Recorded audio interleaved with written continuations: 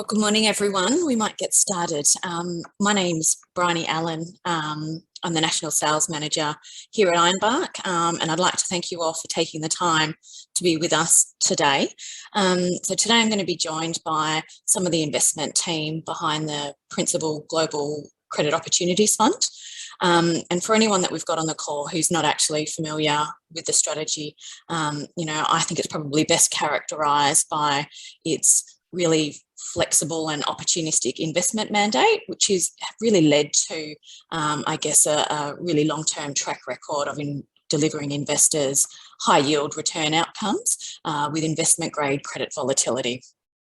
Now, it's clearly been yet another interesting time in markets at the moment, to say the least. So what we've kind of seen is some really supportive, decisive monetary policy happening around the world. It's really led to some very strong growth, and that together with the increasing vaccination rates that we're seeing happening around the world, has led to what I'd probably call a really sharp recovery.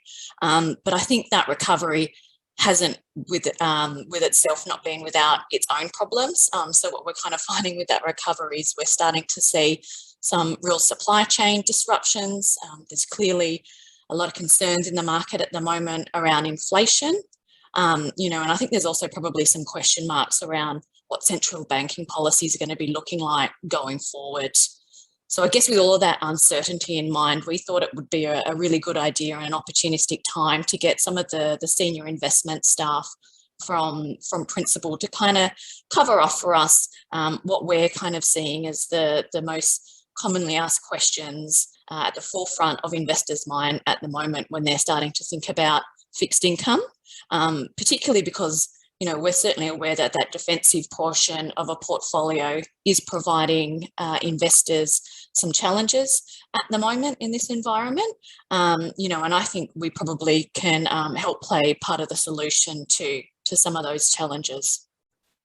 So as we go along, we are going to try to keep the webinar as interactive as we can, as interactive as we can for a webinar. So as we go along, if you do have any questions that you want the team to try and address, just pop them into your question panel here in the webinar, and we'll try to get to them either at the end of the session or as we go through.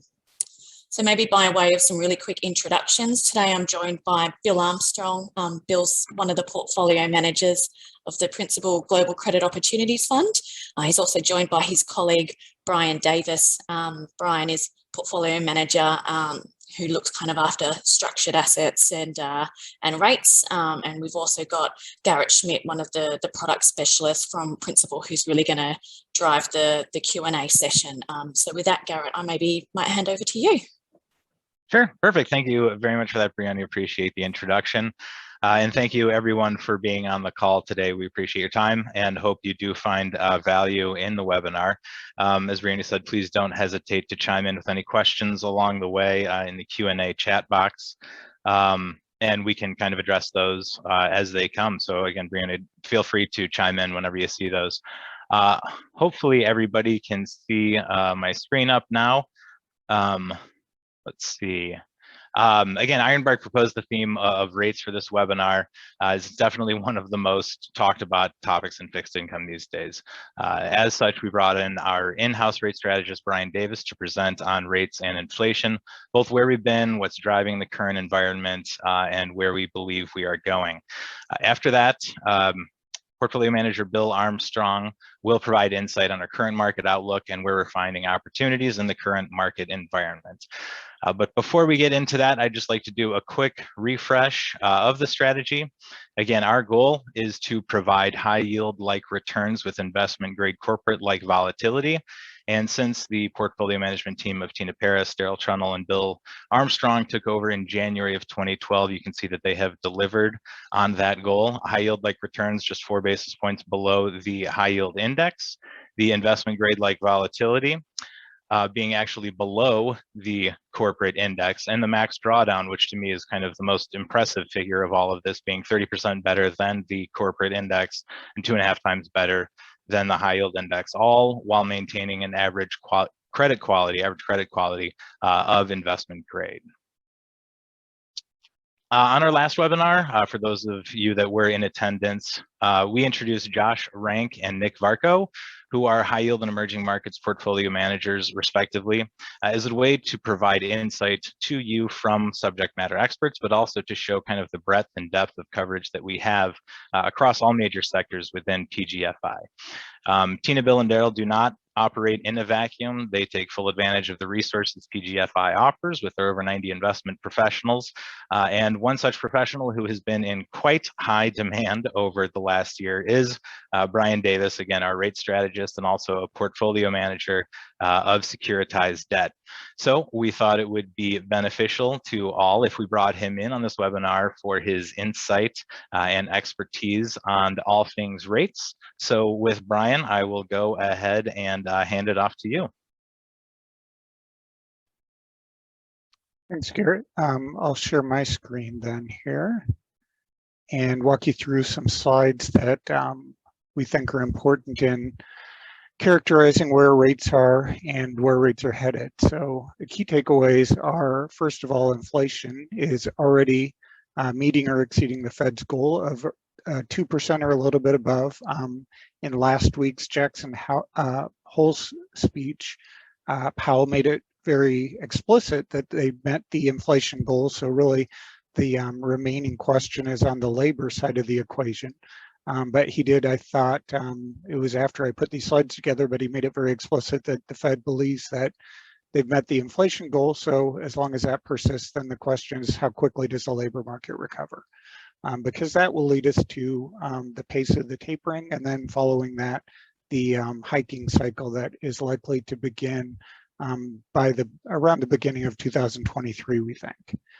Also show you how, if that hiking cycle does transpire, what the normal rate cycle would look like. So we'll look at kind of our outlook in terms of how rates are going to react to the hiking cycle and kind of where we can expect rates to kind of peak out in terms of this cycle.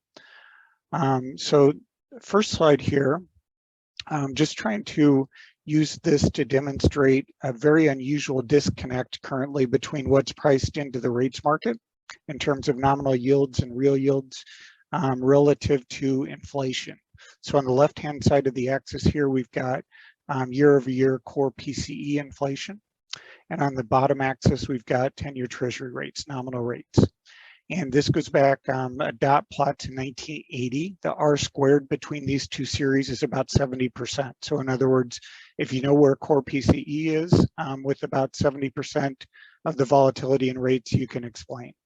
Now you look at today's print, the latest print in June of 21, kind of off the charts there. So you look at kind of where that would fit the regression line there in terms of nominal rates. We're in a inflation type of an environment where nominal rates are usually in the 7 to 8%, not the 1 to 2% where we are today. So part of the reason for that is certainly the fact that the market does expect the current spike in inflation to be transitory. And so to the extent that it is more persistent, then I think it would call into question, the current low level of nominal rates and probably put some more upward pressure. But so far, the market seems to be pretty comfortable that most of what we're seeing in terms of the spike in inflation is going to be transitory. Now, there's one part of inflation that we think is will prove to be more persistent. So there are certainly aspects to inflation. For example, used auto prices year over year were approaching 50%. That obviously can't happen year over year for very long. That's something that is certainly transitory. And as we work through the issues that we have in terms of supply and in terms of the chip shortage and that kind of thing, that'll likely recede and already is looking like it's on its way to receding. However, other aspects to inflation we think will be more persistent. The graph that I've got here on your screen shows two data series. First of all, the blue is PCE housing inflation. So going back to the overall PCE, I showed you them breaking down just the housing aspect of inflation. And the gray line then is the Case-Shiller home price appreciation. Today we got another print for home price appreciation monthly data series, and it was at an all-time record of 19% for the 20 large city index. So home prices have been appreciating at a very, very rapid pace. The thing that I'll point out on this graph is that you'll notice there's a pretty long lag between home prices and then how it's measured within inflation. Part of the reason for that is, if we've got home prices moving up today, that doesn't translate into rental inflation very quickly, because if I'm a landlord, I've probably got a loan locked in first of all. So if home prices go up, my loan doesn't go up unless I trade out of the house. And so that takes time to materialize itself back within inflation. On top of that, you've got the fact that rents tend to be locked in on an annual basis. So it takes a year for rents to fully turn over and realize an increase in home prices. You'll see that the lag between the gray line and the blue line here is about 18 months generally, and the peaks are very closely aligned after 18 months. So what we're seeing here is that home prices on the right-hand side of the graph, the blue series, home price inflation, as measured within PCE, has actually been falling. So it's come down from, call it 3.5% to about 2%. You also notice that it's just begun to turn back up here. We think that that's definitely going to be persistent. We'll have a significant increase in inflation as it relates to home housing. And that'll take place over the course of the next couple of years here.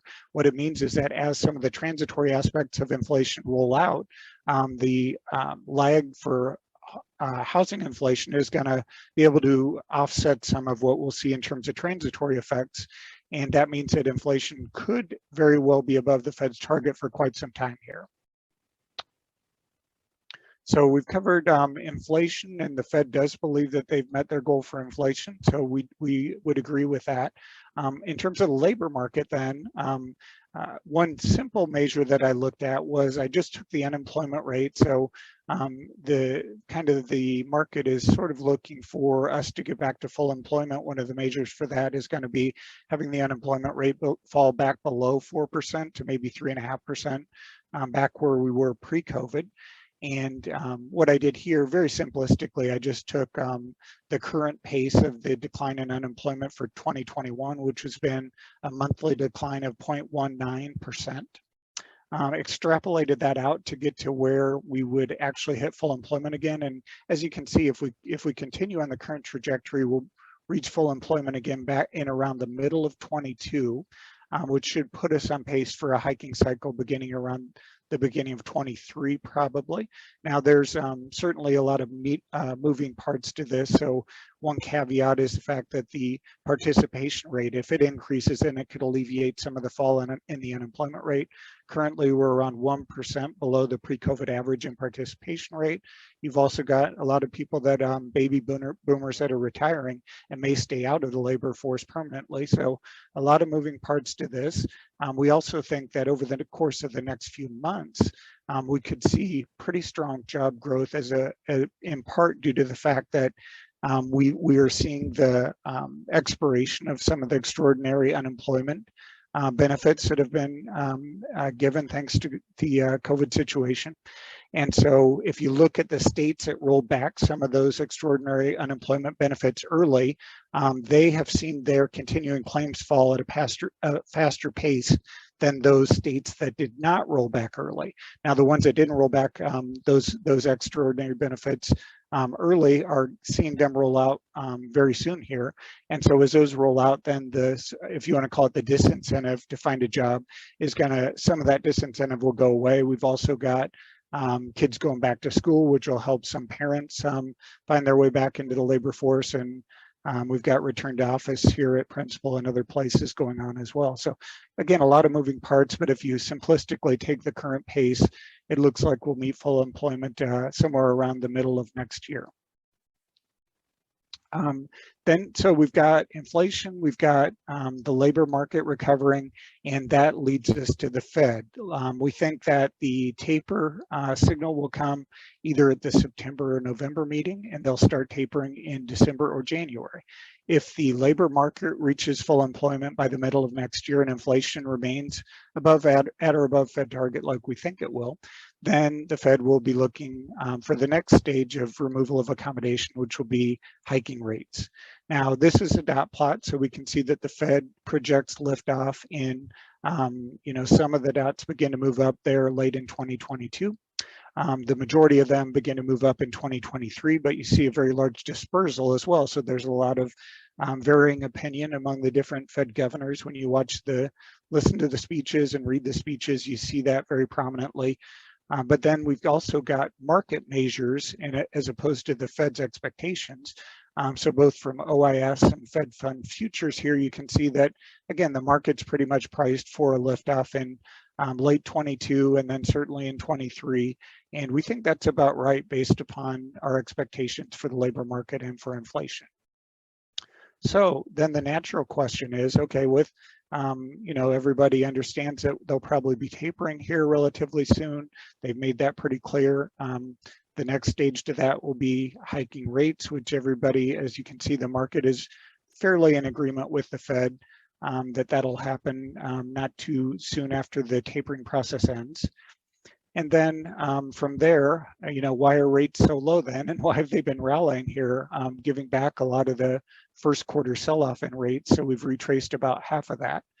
And there are a number of factors kind of all encompassed within this one slide here. So it's kind of busy, but we'll go through some of the main factors that we think have driven the recent rally in rates. And so some fundamental, but a lot of them are technical in nature. So the main fundamental has been just the deteriorating metrics around COVID and the Delta variant. That certainly weighed very heavily on sentiment. Starting to see some of the early leading indicators of that begin to look more promising. The RT, the rate of transmission has fallen below 1.0 in most states. Even Florida is down to around 0.75 RT, which means for every one person that gets infected, they're not infecting two more, they're infecting 0.75, which means you'll begin to see the cases come down, starting to see that already, I think, in the US as well. And then the hospitalizations, the longest lagging factor, will begin to come down after that. So we think all the news is headed in the right direction on that. We'll caveat that with uncertain what kind of impact return to school, return to work will have. That could maybe offset what would naturally probably be a waning portion of this latest wave. So I think that's the main fundamental driver. In terms of technicals, there are some really important ones to understand, I think. First of all, there's been a massive amount of short covering. So if we looked back to March through May, investors' positioning was very, very short in US duration, and in some measures at record shorts. And we've seen most of that really be washed out by the rally. A lot of the short covering has made positions much cleaner here, which means we can trade more on fundamentals as opposed to the technically driven rally that we had. Another important aspect that maybe not everybody understands or appreciates, it doesn't quite get as much attention, has been the fact that the Treasury General Account has had a drawdown of about $1.5 trillion over the course of the last 6 months or so here. So that's a graph on the upper right-hand side here. What that means to the rates market, it has really two implications. First of all, we sort of pre-funded the supply in the Treasury market in 2020. As you can see, this big buildup where we went from a run rate of around 300 billion in the Treasury's general account to around 1.7 trillion at the peak. And that was just due to the fact that the spending was known. So they sort of pre-funded that spending. This drawdown has been the actual spending taking place. That's pretty much run its course. So they've drawn down back to kind of the pre-COVID levels of around 300 billion or a little bit more. They can't keep drawing on that forever. And what that means is two things. First of all, now when we need to fund deficits, we're going to have to issue treasuries. And so this drawdown helped alleviate some of the supply pressures in the Treasury market, keeping really more focused on the front end of the curve, but kept a lot of issuance in the front end of the curve off of the market that would have naturally taken place. The other aspect of it is, from an accounting perspective, a drawdown in the Treasury General Account is on the opposite side of the ledger is a credit to bank reserves. And as we know in the US, C&I lending has been relatively tepid. In fact, it's been falling, which means that if the banks are getting these incremental excess reserves from the Treasury drawdown and they're not lending, they're going to use it to buy securities. And what they've been buying to meet the Basel III requirements are agency mortgages, Fannie, Freddie, Ginnie mortgages, and then treasuries. So there's been a really good bid to duration as a result of this Treasury general account drawdown. So first of all, it's kept supply off the market. Second of all, it's increased demand specifically due to the fact that bank reserves are increased as a result of that drawdown. You really saw that the supply side of the equation hit most dramatically at the beginning of July. There was a 2-week window where there was no coupon issuance in US Treasury supply at all. That's pretty rare. I looked back to it. It happens maybe once or twice a year. And that 2-week period in early July there, where there was no issuance, did really coincide with a lot of the most pronounced part of the rally there in rates. So I think that lack of supply really did help exacerbate the problem. And moving on then to what the Fed is doing in relation to that supply. So as we know, the Fed's continuing to buy 80 billion a month, and it doesn't, they don't look at supply and decide how much they're going to buy. They just buy 80 billion, and regardless of supply. The bottom graph here, I've taken the change in the Fed's US Treasury holdings. So that's the orange line here. And not surprisingly, that's going along at 80 billion per month or 240 billion per quarter. The blue series I've looked at, then the change in Treasury debt outstanding. So think of that as the supply in Treasuries on a quarter-over-quarter basis. What you see here is that as the Treasury general account drawdown was happening, supply was coming down. Really thanks to the fact that the supply was not necessary. We were drawing down on that pre-funding that occurred last year. But then at the right-hand side of this bottom graph, you see what's happened is that supply has really converged to the point where the Fed's basically buying 100% of all the supply. And what that means is that if anybody else needs to buy, for example, the banks that I already mentioned, that's going to force rates lower. And so that's really what's been an important factor in terms of what's been driving this retracement of the first quarter sell-off. Another factor is July and August are the best seasonals for duration.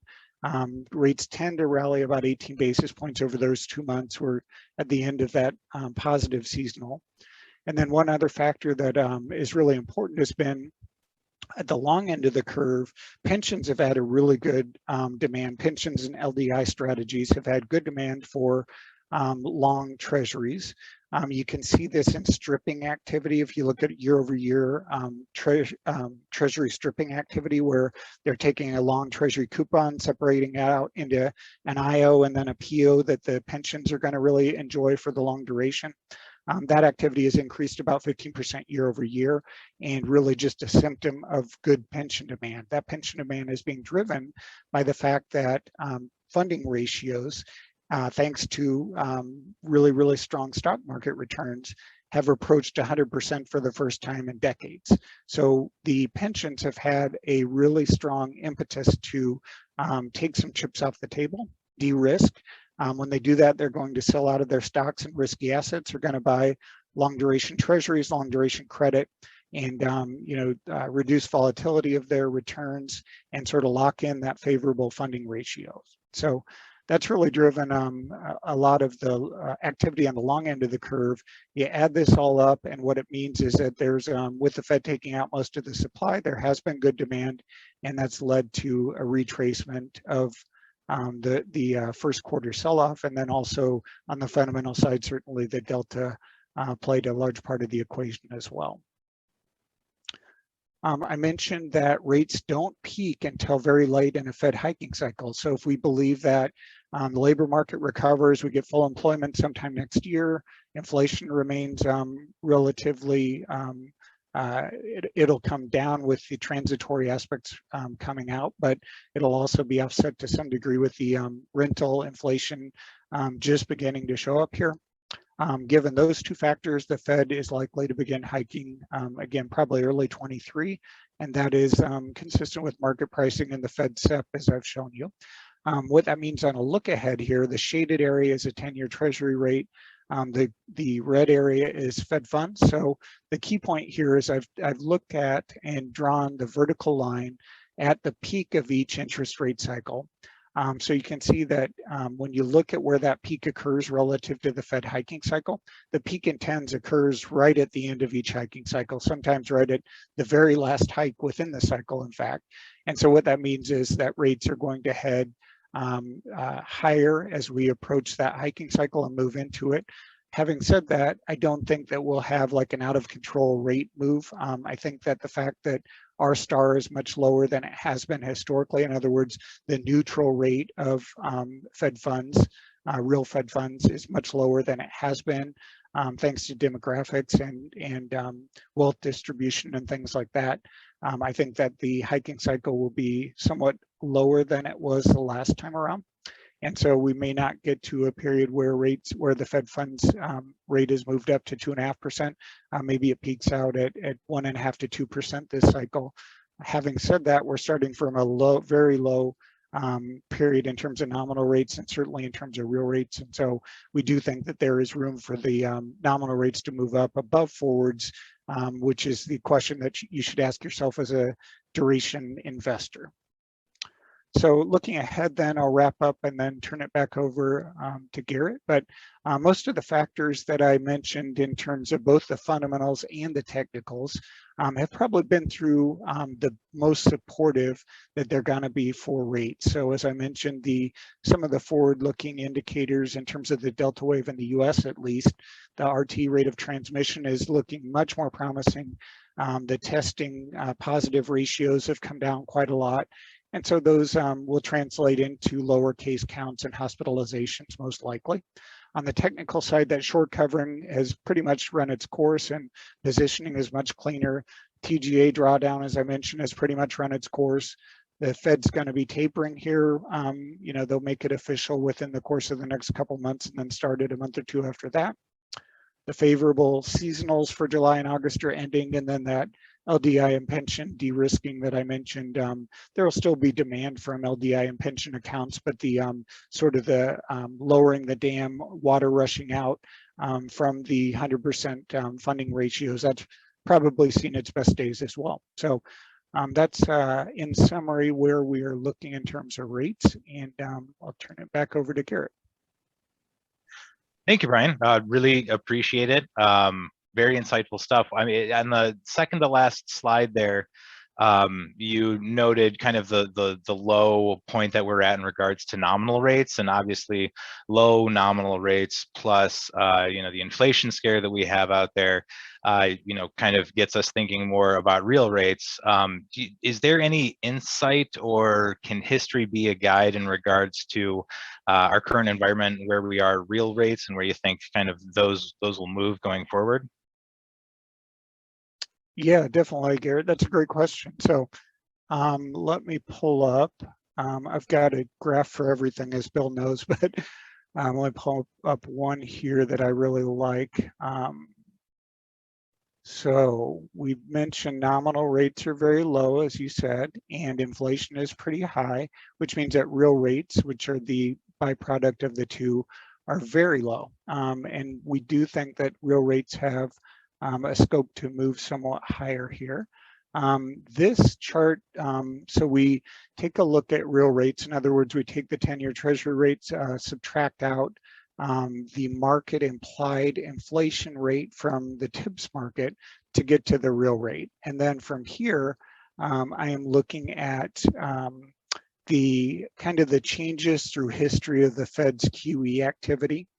And so what you can see here is that, like, for example, here at the end of 2012 into 2013, we all know that that was a taper tantrum.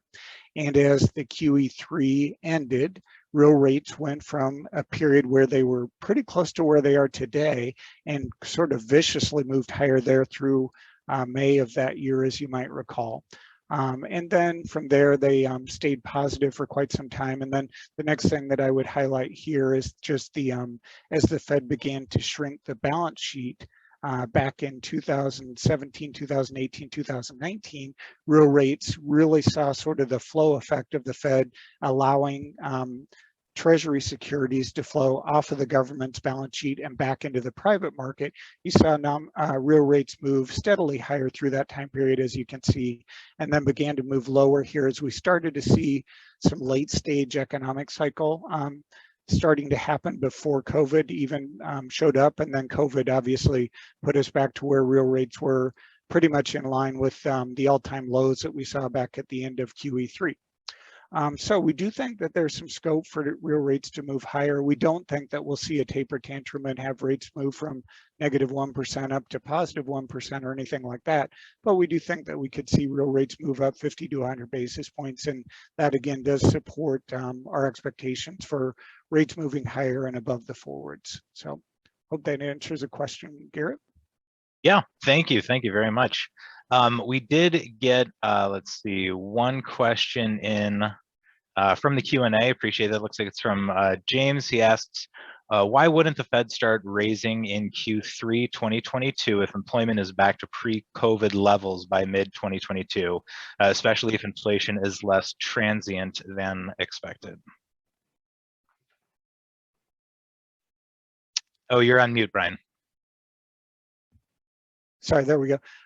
So why would they not start? I think that what we see with this Fed is that they are very, very cautious. So you can make an argument that the extraordinary amount of purchasing 80 billion of treasuries each month and 40 billion of agency MBS, maybe that wasn't really required at this stage of the economic cycle and the recovery. Obviously, we've had inflation become a big issue. We've had good progress in the labor market. We've had the inflation outlook move to where the Fed seems very comfortable that it's in line with their long-term expectations.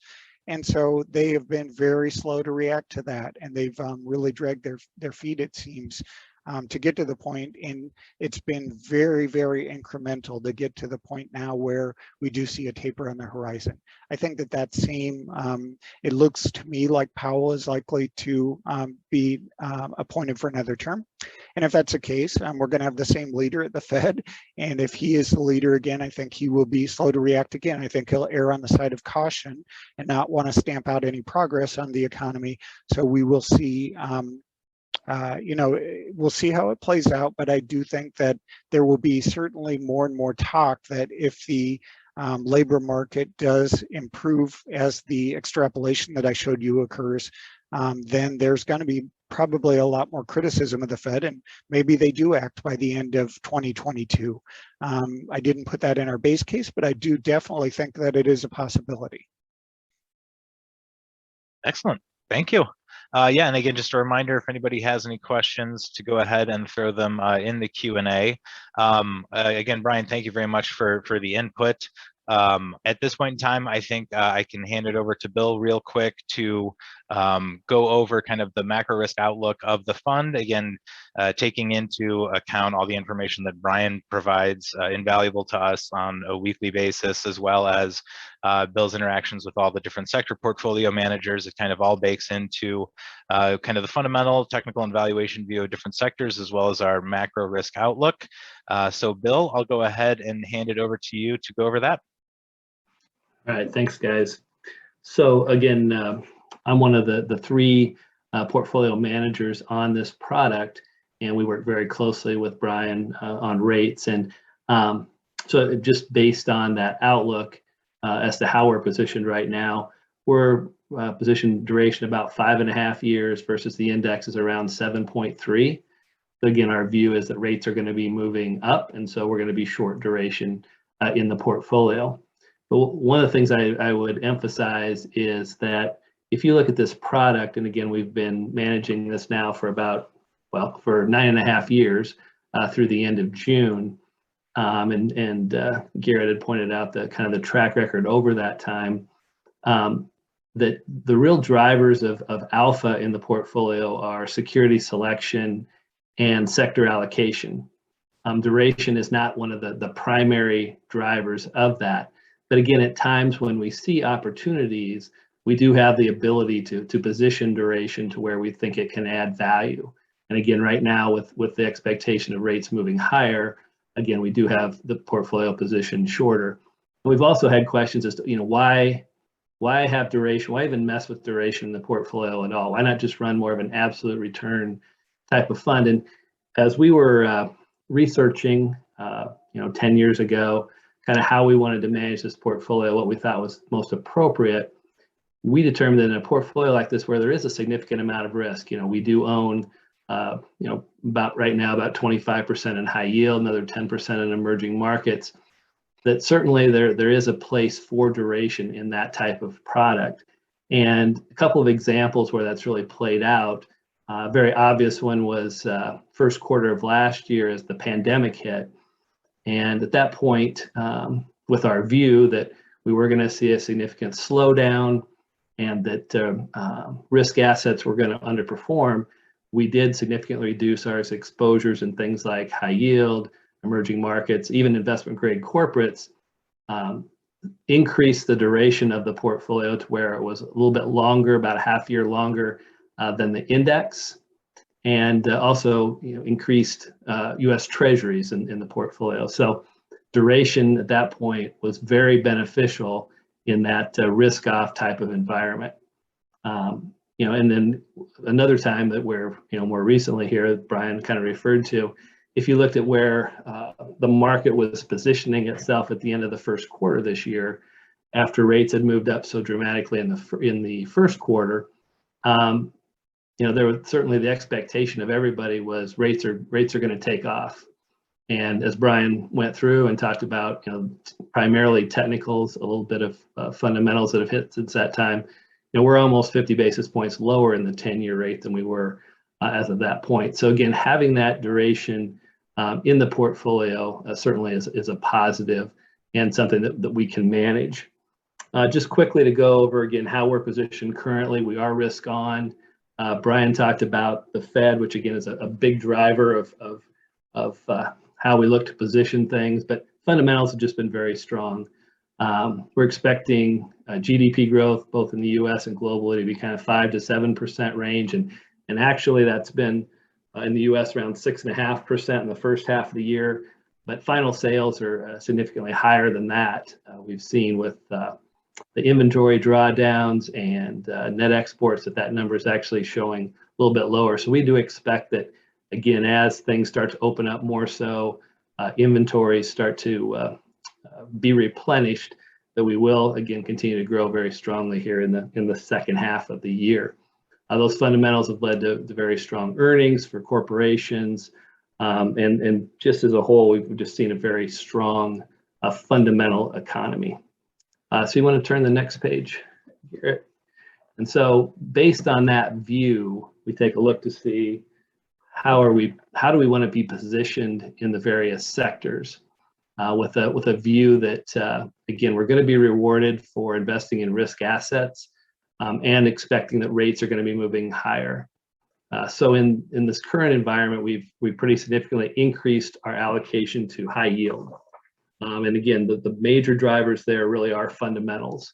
With the strong earnings growth that we've seen significant deleveraging back across the sector to where, again, the gross and net leverage are basically in line with where we were prior to the pandemic. So that has recovered much more quickly than we would have expected. And again, one of the key factors here is as we look out over the next 12 months, and again, using the resources that we have at Principal with our high yield team, for quite a while now, they've been predicting default rates significantly lower than what we've been seeing from, say, S&P and Moody's or the street. And so their prediction for default rates over the next 12 months is only 1%. So based on that strong fundamental view, we have been increasing our allocation to high yield.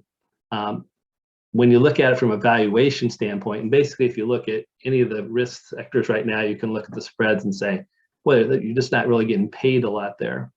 But when you look at high yield and see where it's trading, there have been times historically where it's traded tighter than this.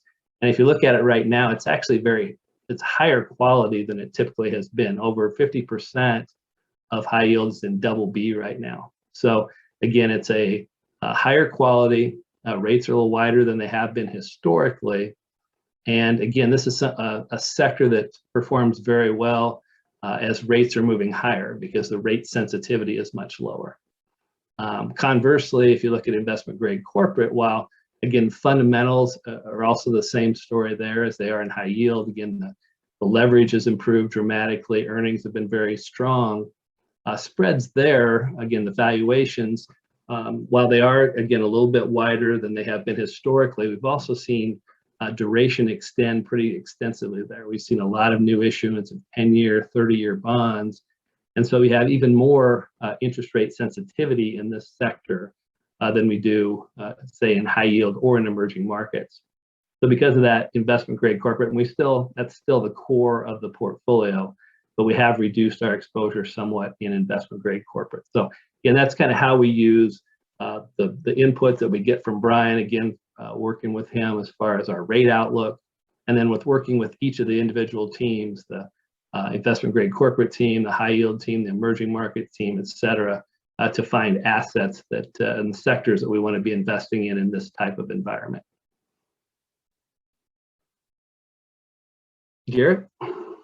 Yeah, thanks, Bill. Appreciate it. Let's see. Bear with me one moment if I can stop the share. So appreciate the insight on the strategy, where we are, kind of where we're looking for opportunities.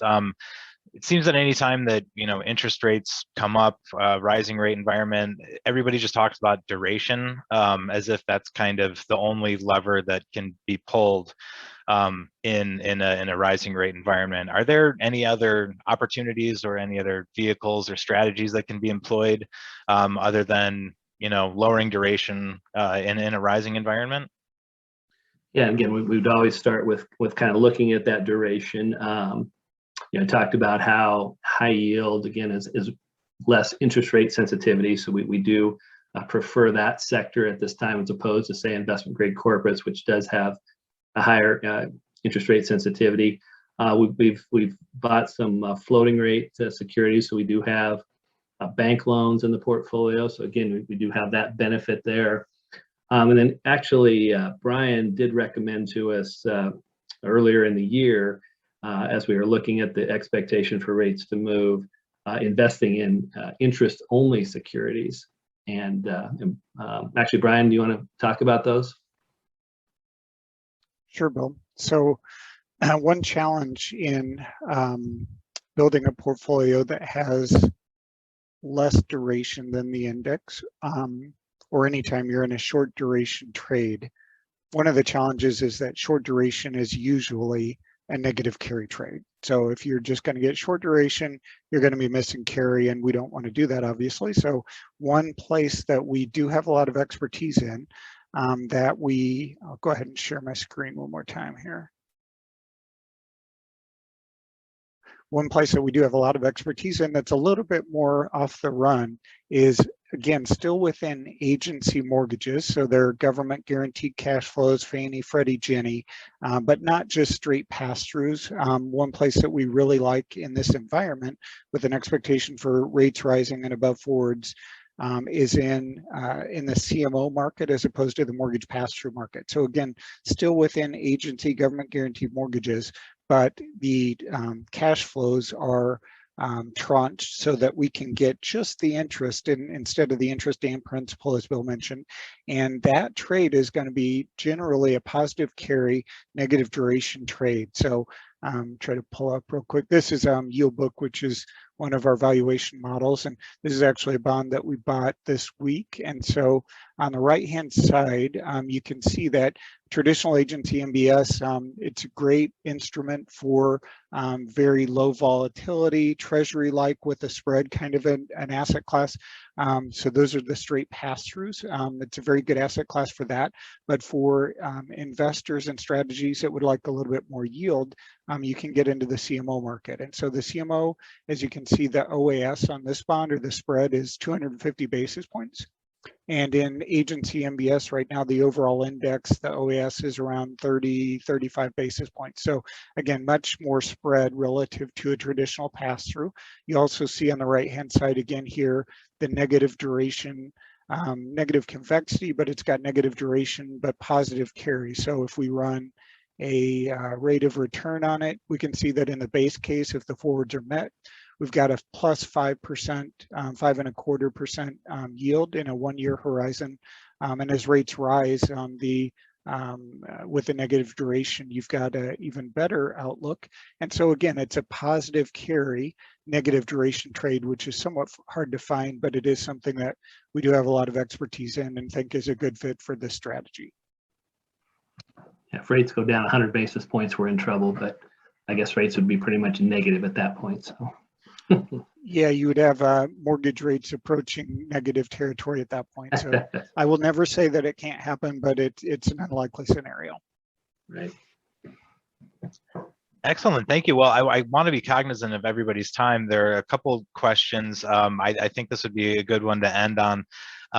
You know, you are obviously portfolio strategist, rate strategist, but I want to see if you're behavioral strategists as well. Question came up, do you see Jerome Powell acting differently as the appointment for the next Fed chair comes up? That's a good question. I think he's been pretty consistent throughout. You know, there were some rough points in the start. If you go back to the fourth quarter of 2018, when he talked about how the economy was just doing great and they were raising rates and they were still a long ways away from neutral, and all of a sudden the market was not happy with them, and we saw a very significant sell-off in the fourth quarter of 2018. In January 2019, he came out and said, I'm just kidding. What I meant to say was, I think we're pretty much at neutral right now. And, markets rallied back. And since that time, Brian made the point before, they're very careful about what they're saying. As we come up with a taper, everybody wants to talk about the taper tantrum from back in 2013. And the Fed has been very careful to say, we're going to we're not talking about it now. Okay, now we're starting to talk about it. Now we are actually talking about it. We're going to give you plenty of notice. It's going to be, the communication is over communicated to let the market know what's going on. So I don't see that he's doing anything necessarily differently right now than he would have been, throughout. But Brian, do you see anything different from him? I agree with everything you said, Bill. I think it is kind of human nature to play to your audience. If you have, you obviously you want to be appointed for another term, but I do think that he's been transparent and made it very clear kind of where we're headed. So I don't see any major changes between now and January, February when he would get reappointed. I also think that it does appear that he probably has the support that he needs. So maybe that will alleviate some of the potential that he would kind of play to the audience. So that's the way that I would see it. Excellent, thank you again. Brioni, I don't know if you want to kind of hop in and wrap it up. Again, it looks like we've taken up an extra 5 or so minutes of your time, so I apologize for that. But again, appreciate the questions and appreciate everyone's participation and joining us for this webinar. Great, and thanks Bill and Brian and Garrett yourself as well for your insights. I definitely found it really interesting and certainly very topical given everything going on at the moment. And it was really interesting as well, Brian, your insights on the other trades that you can particularly rely on in a rising interest rate environment outside of duration, because duration really is all that everyone's talking about at the moment. And I want to thank everyone for taking the time to dial in today as well. We do try to keep these sessions as informative as possible. So, as you are leaving a feedback form will pop up. So if you do have the time, please feel free to answer that for us, because we can make sure we try to keep these as relevant as possible. So with that, everyone, thanks all for your time. Enjoy the rest of your day. No, there's not much of it over in the US, but here in Australia, have a great day. Thank you very much. Thank you, everyone. Have a great day.